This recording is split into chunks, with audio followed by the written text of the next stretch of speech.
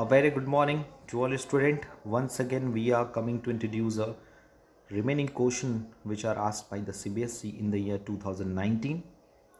And you know very well, in last few videos we already discussed the sum of the important board questions.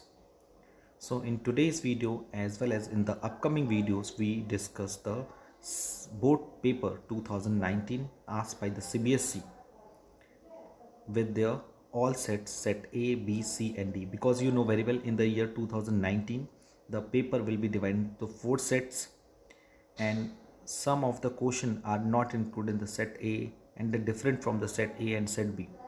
So without getting delay, let's we start the today's video. Okay. 22.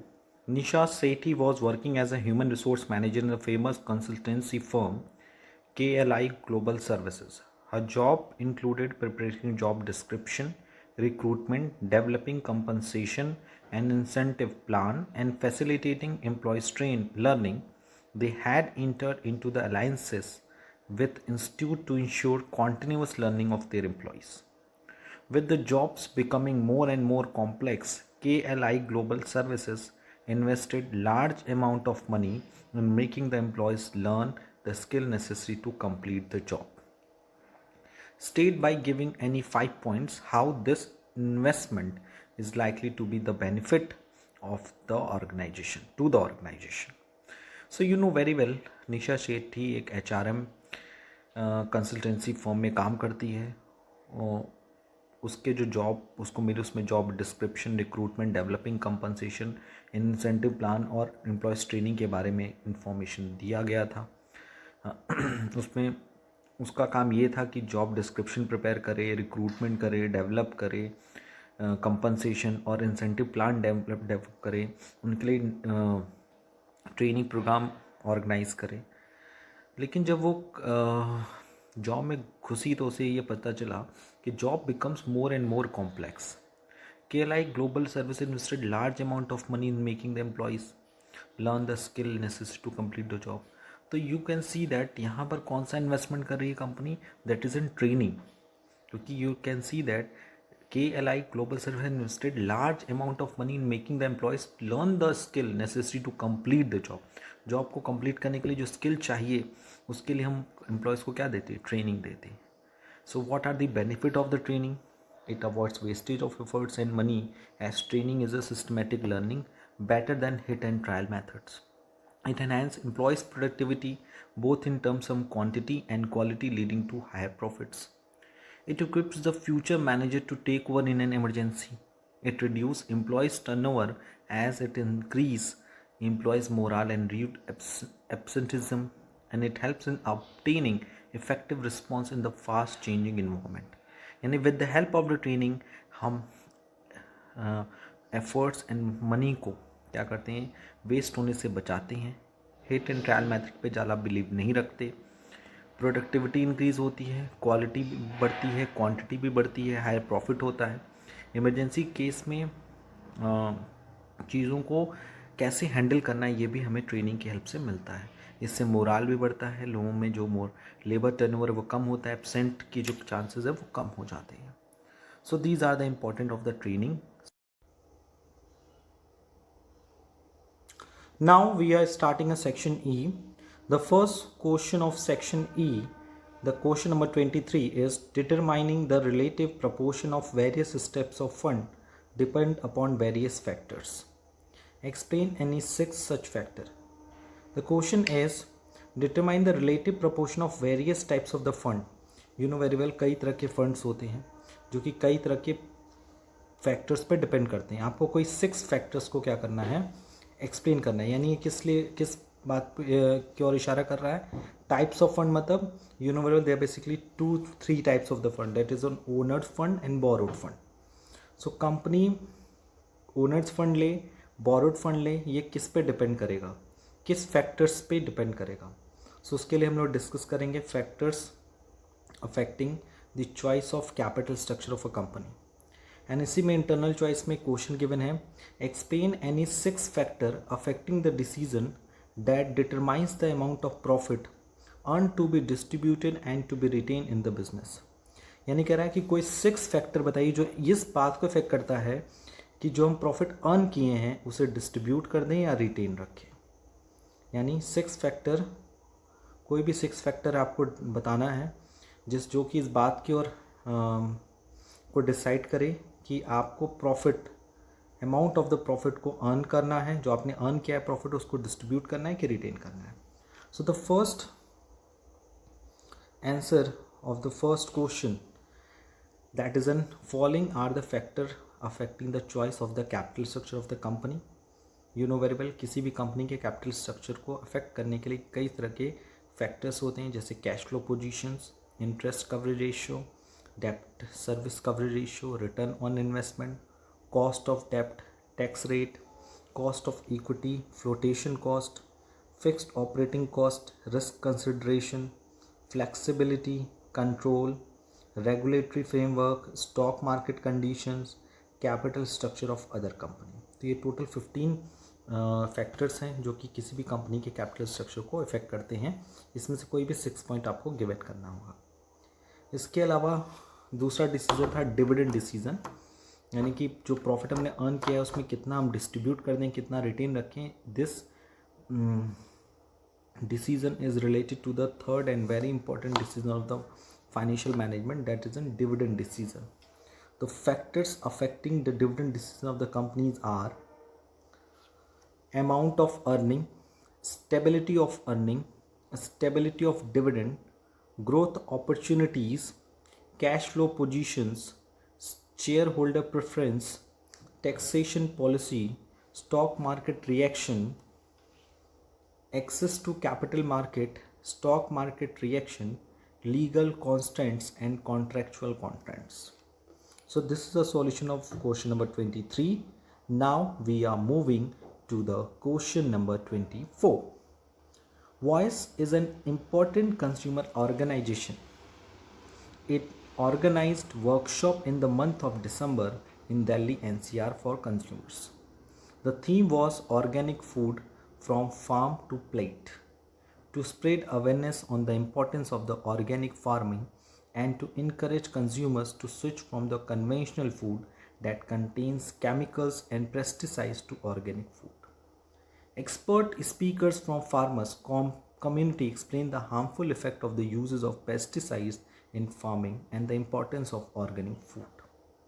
People were informed that the organization regularly tests the sample to detect adulteration like presence of heavy metals or pesticides. The result of the test are published in their monthly magazine Consumer Voice to make people aware of quality of different products. It also provides aid and legal advice to the consumer in seeking a remedy, state the function performed by the Consumer Voice for the protection and the promotion of consumer interest by quoting line from the above para. आपको ये बताना है कि ये जो voluntary association है जिसका नाम है वॉइस, क्योंकि ये वॉलेंट्री कंज्यूमर ऑर्गेनाइजेशन है, इसने कौन कौन सा फंक्शन परफॉर्म किया है, कौन कौन सा फंक्शन परफॉर्म किया है ताकि कंज्यूमर इंटरेस्ट प्रोटेक्ट हो और प्रमोट हो सके। सो पहला है इसमें educating the general public about consumer rights by organising training programme, seminar and workshop, यानी जनरल पब्लिक को एजुकेट करना about consumer rights by organising training programme, seminar and workshop.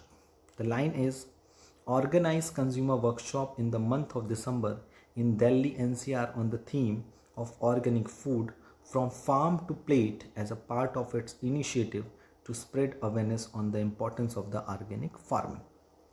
Second इसने function perform किया है publishing periodicals and other publications to impart knowledge about consumer problems, legal reportings, reliefs available and other matter of interest. And line is related to this. The result of the test are published in their monthly magazine Consumer Voice to make people aware about the quality of different products. Third, carrying out comparative testing of consumer products in accredited laboratories to test relative qualities of competing brands and publishing the test result for the benefit of consumers. And the line is, peoples were informed that the organization regularly tests samples to detect adulteration like presence of heavy metals or pesticides. And number D, providing legal assistance to consumer by way of providing aid, legal advices in seeking legal remedy. इससे related line है, it also provide aid and legal advice to the consumer in seeking a remedy. Now we are moving to the question number 25 which having a 6 marks. Pratap Singh is a CEO of Nishar Enterprises. It is an automobile parts manufacturing company. The enterprise has a functional structure in which jobs of similar nature have been grouped together as production, finance, marketing, and human resource. Nisar Enterprises has its manufacturing unit in Manesar. The factory has been plagued with many problems for a long time, which was in knowledge of production manager Varun Sharma. The worker had internal differences. Time and again, there were a misunderstanding between the management and the worker. Keeping the problems in mind, Varun Sharma appointed Shia Ram Sharma, who had 14 years of experience of working with the actual workforce and passing on instruction of the middle management to the worker. Shia Ram Singh vet Varun Sharma to understand what the management wanted. Thereafter, he met the workers and conveyed the ideas of the management to them. He also promised the workers to convey their problem to the management. In this way, he cleared the misunderstanding between the management and the worker. He also sought out the internal differences and was able to unite the workers within a month of his joining. His work won acknowledgement by management and he was given a certificate of good performance along with 10% increase in salary. Question बाद में, पहले इस paragraph को समझ लेते हैं. Pratap Singh CEO है Nisar enterprises का. वो कंपनी ऑटोमोबाइल पार्ट्स को मैन्युफैक्चर करती है. इंटरप्राइजेस का फंक्शनल स्ट्रक्चर है, उसमें प्रोडक्शन डिपार्टमेंट है, फाइनेंस डिपार्टमेंट है, marketing and human resource department है. फैक्ट्री काफ़ी टाइम से काम कर रही है. उसके साथ जो वरुण शर्मा है वो प्रोडक्शन मैनेजर है. द वर्कर की अपनी इंटरनल डिफरेंसेस हैं और टाइम बीतने के बाद जो मैनेजमेंट और वर्कर के बीच में मिसअंडरस्टैंडिंग है वो बढ़ गई.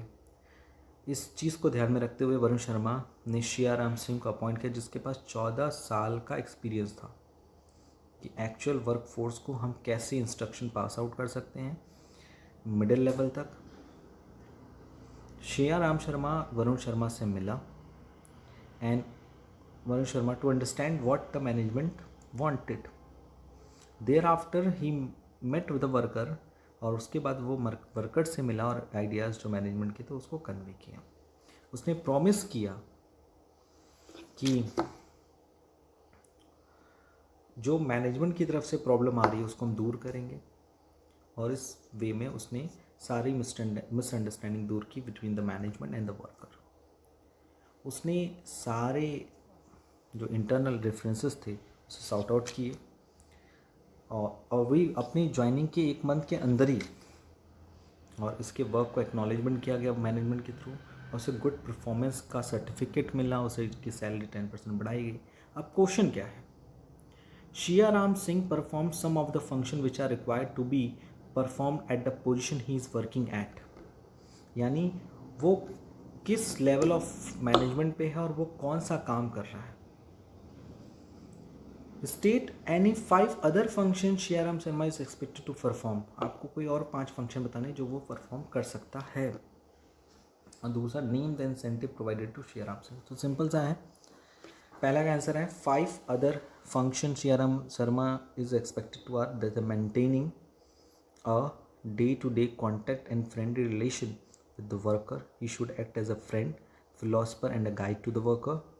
Number 2, provide good on the job training to the worker to build an efficient team. Build up high morale among workers through good leadership. Giving feedback to the workers after analyzing their work and suggesting ways of developing their work skills. Next, ensuring performance of work according to the target sets.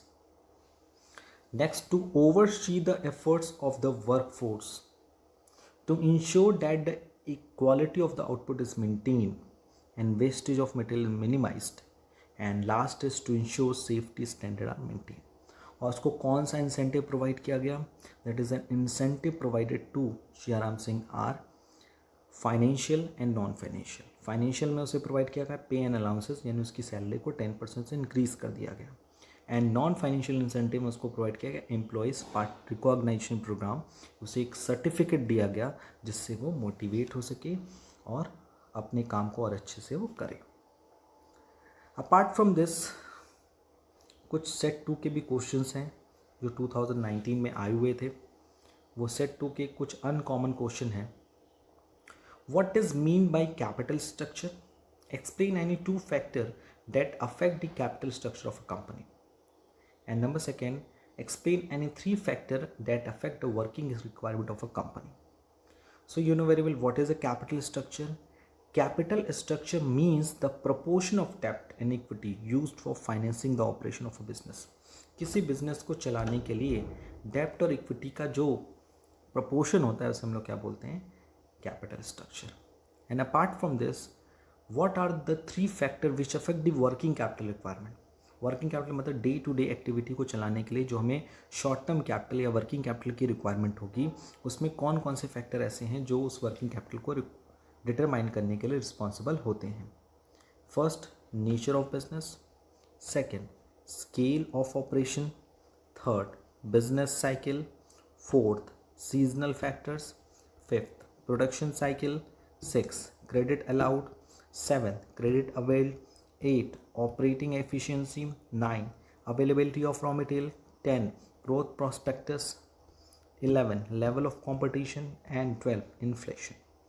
So business का nature हो गया, operation का scale हो गया, seasonal का factor हो गया, जो seasons आते हैं, business cycle, production cycle, ये बहुत तरह के ऐसे factors हैं जो हमारी working capital requirement को क्या करते हैं? affect करते हैं. Now the question number 10. Coordination is needed at all level of management and it is the responsibility of all manager. It is very correct line कि coordination her level of management में ज़रूरी होती है और ये सारे managers की responsibility होती है. आपको उसको explain करना है. Yes, coordination is needed at all level of management because due to the interdependent nature of the activities of various departments, and it integrates the efforts of the different department and different levels. And coordination is the responsibility of all manager because of top level manager needs to coordinate with their subordinate to ensure the overall policy for the organization. Middle level of management coordinate with both the top and first line managers, and operational level, which is हम लोग कहते हैं supervisory level management, coordinate the activity of its worker to ensure the work proceed according to the plan. यानी top level चाहता है subordinate के साथ उसका अच्छा संबंध रहे. मिडिल लेवल चाहता है top level and first line manager यानी कि लोअर लेवल पे उसके साथ कोऑर्डिनेशन रहे. So coordination is everywhere. Without cooperation, without coordination we can not do any kind of the work. Okay, and इससे अपार्ट फ्रॉम दिस मैनेजमेंट की जो importance है वो डे बाय डे बढ़ रही है. सो उसके 3 रीज़न देने थे. So the importance of management is helps in achieving group goals, increase efficiency, create a dynamic organization, help in achieving personal objective, helps in development of society. The next question is question number 14. Give the meaning of informal organization. It state its any 3 advantages. And the number 2, what is mean by delegation? State any 3 points which highlight the importance of delegation in an organization. So what is informal organization? Informal organization is a network of the personal and social relations which emerges spontaneously from within the formal organization. As people associate with one another beyond their officially defined roles. It has no written rules, it floats in form and scope and does not have a fixed lines of communication. So what is informal organisation? Informal organisation एक ऐसा network है जिसमें हम personal and social relationship को express करते हैं और ये सारे रिलेशनशिप क्रिएट हो जाते हैं, बनाए नहीं जाते खुद से, इंटेंशनली नहीं बनाए जाते, अनइंटेंशनली बन जाते हैं। और लोग अपने ऑफिशियल लेवल से भी ज़्यादा एक दूसरे के साथ इंटरेक्ट करते हैं, अपने आइडियाज़ को शेयर करते हैं।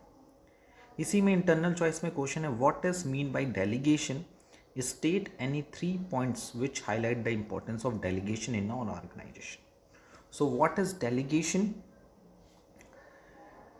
In short, we can say that delegation is the instrument of responsibility and authority to another and creation of the accountability of performance. Delegation एक ऐसा प्रोसेस है जिसमें काम को ईजिली परफॉर्म करने के लिए हम क्या करते, अपनी कुछ अथॉरिटी और रिस्पॉन्सिबिलिटी अपने सबॉर्डिनेट के साथ शेयर करते हैं। और इसकी कुछ इंपॉर्टेंट पॉइंट्स हैं जो उसको, इसकी इंपॉर्टेंस को डेलीगेट करते हैं। तो with the help of the delegation of the work we complete the work on time, workload will be reduced and specialisation will be increased. ये कुछ इंपॉर्टेंट इसकी इंपॉर्टेंस है।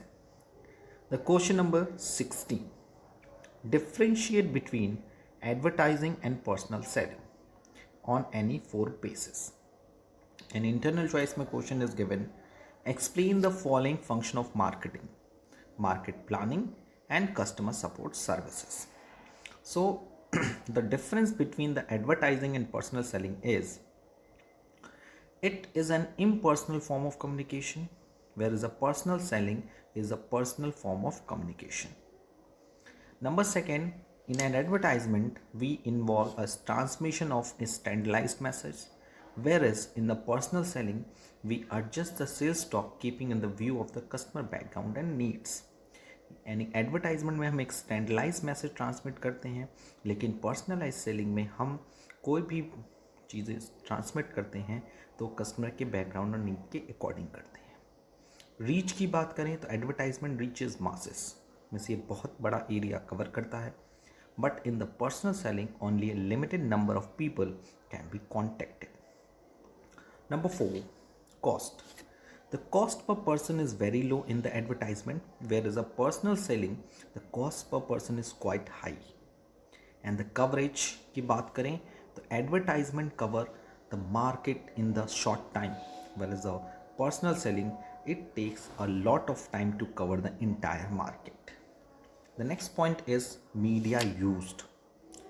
In the media, it make use of the mass media such as television, radio, newspaper and magazine, whereas in the personal selling, it make use of the sales staff which has limited reach. It means media की बात करें किस माध्यम से हम advertisement करते हैं, तो टेलीविज़न के माध्यम से, रेडियो के माध्यम से, न्यूज़पेपर के थ्रू एंड मैगज़ीन के थ्रू हम अपनी इंफॉर्मेशन पब्लिक के साथ शेयर करते हैं। और पर्सनल सेलिंग में हम सेल्स स्टाफ को यूज़ करते हैं जिनकी एक लिमिटेड पहुंच होती है, लिमिटेड रीच होती है। Feedback, in the advertisement it lacks direct feedback. Marketing research efforts are needed to judge customer reactions. And if you are talking about the personal selling, it provides direct and immediate feedback. यानी कि advertisement में आपको direct feedback नहीं मिलता। Marketing research क्या करते हैं, customer के रिएक्शन को जानने की कोशिश करते हैं, लेकिन पर्सनल सेलिंग में आपको डायरेक्ट और इमीडिएट फीडबैक मिलता है। If you are talking about the role of the advertisement in personal selling, so advertising is more useful in creating and building interest of the consumer in the firm's product. यानी कि firm's product को अगर हमें customer के अंदर उसके प्रति interest लाना है, इंटरेस्ट को बिल्डअप करना है, क्रिएट करना है, तो हम एडवर्टाइजमेंट का यूज़ करते हैं। Whereas in the personal selling, we place the important role at the awareness stage of the decision making. Next is a suitability. Advertisement is more useful in marketing to the ultimate consumer who are large in number. यानी advertisement वहाँ suitable होता है जहाँ हमें marketing करनी है to the ultimate consumer जो बहुत बड़े लार्ज एरिया में है। Where is in the personal selling it is more helpful in selling product to the industrial buyer और to immediately who are relatively few in number. यानी कि ये ज़्यादा मोर हेल्पफुल है उस तरह के प्रोडक्ट को सेल करने के लिए जो जहाँ इंडस्ट्रियल बायर है, कोई इंटरमीडिएटरीज नहीं होते। तो एडवर्टाइजमेंट उस तरह के प्रोडक्ट की एडवर्टाइजमेंट करने के लिए काफ़ी हेल्पफुल होता है जहाँ पे एरिया काफ़ी बड़ा। लेकिन पर्सनल सेलिंग में हम ज़्यादा सेलर बायर्स के साथ जुड़ सकते हैं और जहाँ पे मीडिएटर्स की संख्या भी काफ़ी कम। इसी के इंटरनल चॉइस में एक क्वेश्चन गिवन था, the explain the following function of marketing, that is in market planning and customer support services. So what is market planning? Market planning involves department of marketing plans to achieve the marketing objective of the organization. A complete marketing plan will include important aspects like increasing the level of production, promotion of the product. यानी market planning में हम क्या involve करते हैं, development of market plan, जिसमें हम एक ऐसा मार्केट प्लान डेवलप करते हैं जिससे मार्केटिंग ऑब्जेक्टिव, ऑर्गेनाइजेशन के मार्केटिंग ऑब्जेक्टिव को अचीव कर सके। एक कंप्लीट मार्केटिंग प्लान जो होता है वो कुछ इंपॉर्टेंट एस्पेक्ट को इंक्लूड करता है, जैसे increasing the level of production and promotion of the product, यानी प्रोडक्शन के लेवल को इंक्रीज़ करना और प्रोडक्ट का प्रमोशन इंक्रीज़ करना। वहीं customer support services include service like after sale services, handling customer complaint and adjustments, maintaining services, technical services. These services are very effective in bringing repeat sales from the customer and developing brand loyalty for a product. यानी with the help of customer support services हम cell after services को include करते हैं, customer की complain और उसके adjustments को handle करते हैं, maintenance service and technical services को इंक्लूड करते हैं। ये सर्विसेज काफ़ी इफेक्टिव होती हैं क्योंकि बार बार सेल होने से कस्टमर और सेलर के बीच में एक बॉन्ड क्रिएट होता है जिससे उनका हमारे प्रोडक्ट के प्रति लॉयल्टी बढ़ती है। Question number 21, the question number 21, explain any 5 feature of principle of management और explain the following principle of scientific management, that is in harmony not discord, and number 2, development of each and every person to his or her greatest efficiency and prosperity. And the feature of the principle of management, कोई 5 आपको बताने थे, जैसे कि you know very well the feature of the principle of management is universal applicability, general guideline, framed by practice and experimentation, it is inflexible, mainly behavioral, cause and effect relationship and contingent. It means principle of management हर जगह apply होता है, एक general statement होता है, इसे हम form करते हैं प्रैक्टिस के थ्रू और एक्सपेरिमेंटेशन के थ्रू, इसके कॉज एंड इफेक्ट में रिलेशनशिप होता है, ये फ्लेक्सिबल मतलब चेंजेबल होता है, ये मेनली बिहेवियर से रिलेटेड होता है, ह्यूमन बिहेवियर से, और कॉन्टीजेंट होता है। और अगर हम बात करें the 2 important principle of scientific management, that is in harmony not discord and development of each and every person to his and greatest efficiency and prosperity. So you know very well, according to the Taylor, harmony not discord principle impasses that there should be a complete harmony between the one management and the worker. यानी management and worker के बीच में एक proper harmony होनी चाहिए, coordination होना चाहिए, उनके मन में मेंटल रेवोल्यूशन लाना बहुत ज़रूरी है ताकि दोनों की जो थिंकिंग है मैनेजमेंट वर्कर की वो एक दूसरे के प्रति पॉजिटिव रहे। ये बहुत इम्पॉर्टेंट बात है कि management should share gain of the company if any with the worker, and worker should work hard and be willing to embrace change for the good for the company. And the number 2, development of each and every person to his and her greatest efficiency. According to the Taylor, this principle is concerned with the efficiency of employees, which could be built in the right from the process of employee selection. The work assigned to the employees should suit their capabilities. They should be given the required training to increase their efficiency. उनको required training भी देनी ज़रूरी है ताकि उनकी efficiency बढ़े. Efficient employee would produce more and earn more. This will ensure their greatest efficiency and prosperity for both the companies and the workers. यानी efficiency बढ़ाने से क्या होता है, कंपनी की प्रॉस्पेरिटी तो होती है, साथ साथ वर्कर्स की भी होती है। ये कुछ इंपॉर्टेंट पॉइंट्स हैं यानी अगर हम बात करें हार्मनी डॉट स्कॉट की, तो complete harmony between the management worker, यानी मेंटल रिवोल्यूशन आए, दोनों की थिंकिंग एक दूसरे के प्रति चेंज हो।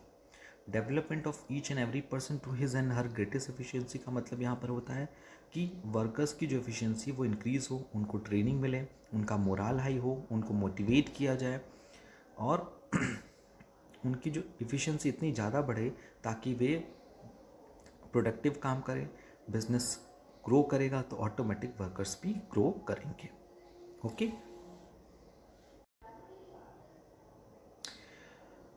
so in today's video we discuss a lots of the important board question which asked in the year 2019.